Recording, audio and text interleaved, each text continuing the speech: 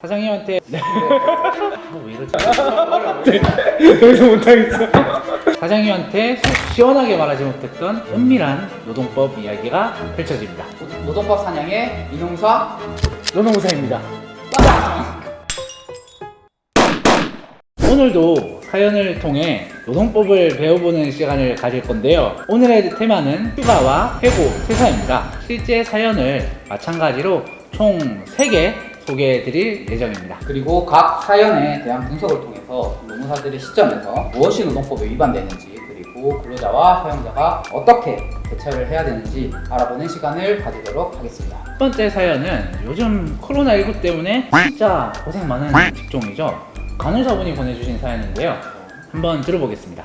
안녕하세요. 저는 간호대학을 졸업하고 중소규모의 병원에서 2년 6개월째 일하고 있는 28살 간호사입니다. 간호사 특성상 데이, 이브닝, 나이트 3교대로 일을 하는데요. 이런 식으로 일을 오래 하다 보니 최근에 몸이 너무 안 좋아져서 병원에 한 달 정도 병가를 신청해서 허락받고 쉬었습니다. 그런데 건강이 쉽게 회복되지 않아 좀 장기적으로 휴식을 취해야 할 것 같아서 병원과 협의해서 이번에 사직서를 내고 퇴사하기로 했습니다.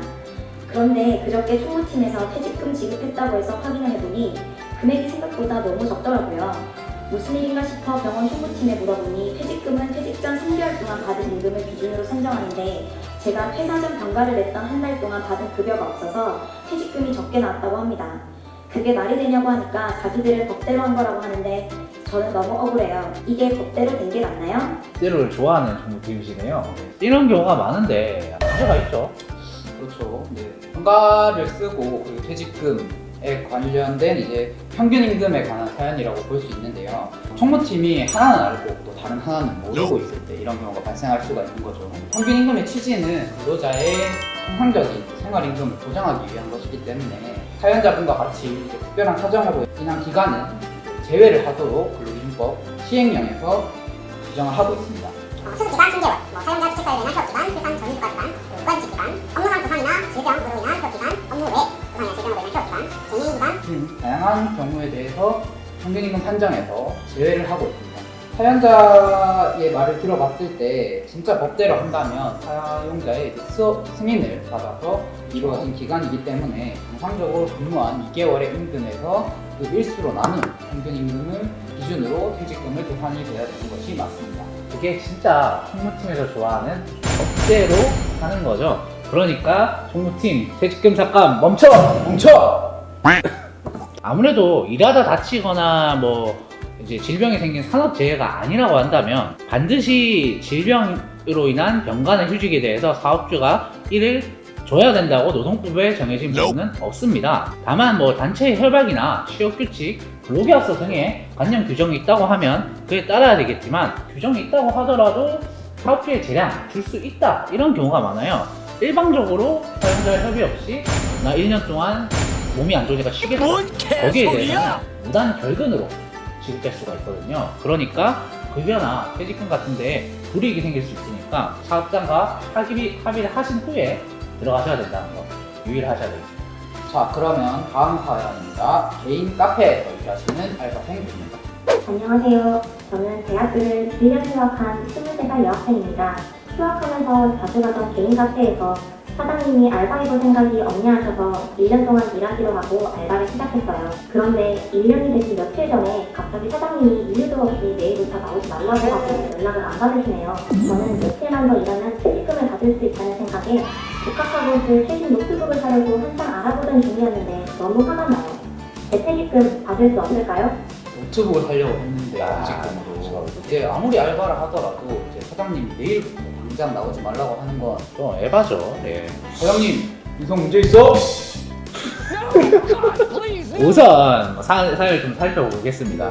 개인 카페라고 하셨으니 아무래도 뭐 자세한 사항은 나와 있지 않지만 알바생은 사연자분 혼자시거나 한두 명 정도 뭐 교대자가 있을 수 있을 것 같아요. 5인 미만 사업장에 해당이 되기 때문에 아쉽게도 이러한 갑작스러운 해고에 대해서 법적으로 보장된 부당해고 구제 신청 이거를 하기는 좀 어렵습니다. 안타깝지만 이게 퇴직금 자체의 발생은 솔직히 어려워요. 뒤통수에 맞은 거에 대해 구제 방법이 없냐? 다른 방법이 하나 있습니다. 5인 미만 사업장이라 하더라도 저희가 3개월 이상 일하신 분들에 대해서는 30일 전에 사업주가 해고를 예고를 해줘야 돼요. 예고를 하지 않고 해고를 시키는 경우에는 근로기준법 제26조에 따라 해고 예고 수당으로 통상임금 31분을 청구를 하실 수가 있습니다.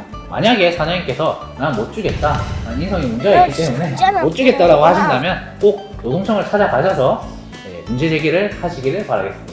자, 그런데 한두 달이라는 알바생을 해고할 때도 한 달 전에 통보를 해야 된다거나 아니면 한 달치의 수당을 줘야 된다고 하면 아무래도 사장님들은 또 야, 이건 좀 너무하다 라는 생각이 들 수 있을 것 같아요. 그렇죠. 네, 모든 근로자에게 해고 예고 제도가 반드시 적용되는 것은 또 아닙니다.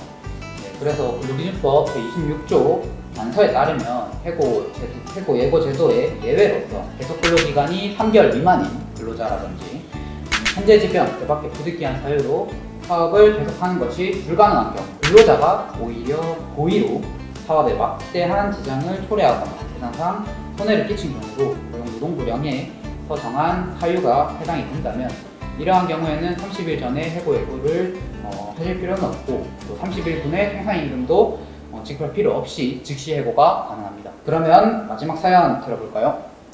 안녕하세요.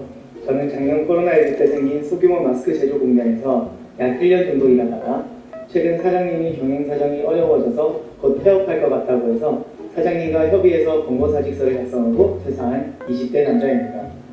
그런데 퇴사 후에 실업급여를 신청하려고 고용센터에 갔더니 상실신고가 개인 사정으로 인한 자진퇴사로 되어 있어서 실업급여 수급 사유가 되지 않는다고 하네요. 그래서 사장님한테 따지니까 알아보니까 권고사직으로 처리해주면 지금 노동부에서 받고 있는 지원금이 끊긴다고 권고사직 처리는 어려울 것 같다고 갑자기 말을 바꾸셨어요. 혹시 이거 그린라이트 저 실업급여 못 받나요? 레드라이트죠. 이건 레드라이트로 봐야죠. 이렇게 계속 말을 바꾸시면 정말 안 되죠. 이럴 때는 어떻게 해야 될까요, 그러면? 자, 이런 경우가 생각보다 많은데요. 공고사직서까지 쓰게 만들어 놓고 자진퇴사로 갑자기 뒤통수를 때려보는 경우인데, 먼저 가장 중요한 건 퇴사 사유를 변경을 해야 됩니다. 퇴사 사유를 변경을 하시기 위해서는 고용보험법 제10조 등에 따르면 고용보험 피보험자 내용 변경 신고서가 있어요. 이거를 작성을 하셔가지고 근로복지공단에 내 퇴사 사유가 잘못되어 있다, 변경을 해달라 라고 요구를 해보실 수 있습니다. 그럼 요구를 하시면은 이제 근로복지공단에서 자료를 요청을 할 거잖아요. 그러면은 본인이 작성하신 사직서를 내시거나 하시면은 사업주와의 확인을 통해서 근로복지공단이 거기에 대해서 정정을 해서 바꾸실 수 있으니까 꼭 증빙 자료를 가지고 변경 신청을 해보시길 바랍니다. 원하시는 실업급여도 받으실 수 있고 사업주한테는 과태료 등의 처벌이 내려질 수 있어요. 저한테 자주 문의 오는 것 중에 하나가 근로자가 갑자기 사전 통보도 없이 일주일 넘게 출근도 하지 않고 연락이 안 된대요. 인턴은 열심히 한다는 거야. 사장님 연락은 절대 안 받고 출근도 하지 않는 이런 상황에서 자진퇴사로 처리를 해도 되는지 묻는 경우가 굉장히 많아요. 저도 뭐 한 가지 사연이 있는데 뭐 사업주분께서 근로자가 뭐 한 달째 연락이 안 된다. 집에 전화를 해보니까 그 군대를 갔다고 하더라고요. 군대를요? 네. 정말 사장님 입장에서는 난감한 경우가 그렇죠. 되겠죠. 야, 흔히들 이제 뭐 먹튀라고도 하는데 사장님들 입장에서는 뭐 월급만 받고 바로 잠수를 타는 경우 이런 경우에 이제 뭐 자진퇴사로 충분히 간주를 하실 수가 있는데 바로 자진퇴사로 이제 상시신고를 하시면은 부당해고라고 맞아요. 주장을 네, 하면서 그렇죠. 부당해고 구제 신청을 넣거나 이런 경우가 발생하실 수가 있습니다. 근로자에게 우선 출근을 독려하는 문자나 전화, 뭐 카카오톡이라든지 네, 해야죠. 이런 것들로 이제 증거 자료를 충분히 남겨두시고 근로자의 집 주소로 이제 업무 복귀 명령서라든지 이런 부분에 대해서 이제 내용 증명을 발송을 하셔가지고 이제 증빙 자료를 충분히 남겨두시는 것이 중요합니다.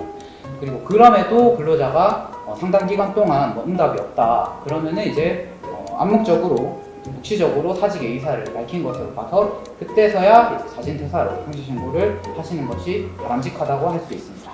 자, 오늘 저희가 준비한 사연은 여기까지입니다. 도움이 되셨나요? 저희 노동법 사냥은 앞으로도 많은 사연을 들고 찾아오도록 하겠습니다. 그럼 다음 시간에 또 뵙겠습니다. 지금까지 노동법 사냥의 노노무사 이노무사입니다.